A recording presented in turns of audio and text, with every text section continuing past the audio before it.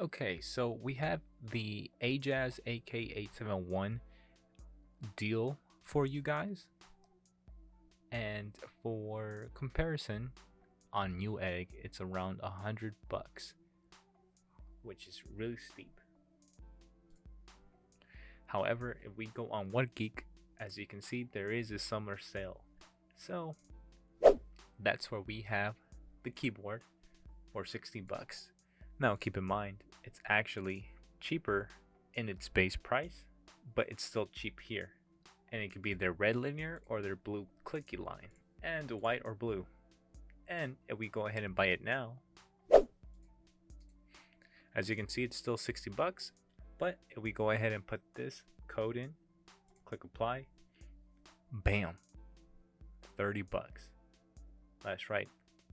It went from 98 to 60 to $30. And for $30, you get a solid mechanical keyboard, wired and wireless. It's hot swappable, long battery life, clearly mechanical, great for gaming. So overall, it seems like it's a really decent, great deal for a nice premium keyboard. Now with that said, it's not backlit, so there's no RGB. It's just straight up a plain, simple, minimalist keyboard. So yeah, this one was pretty quick.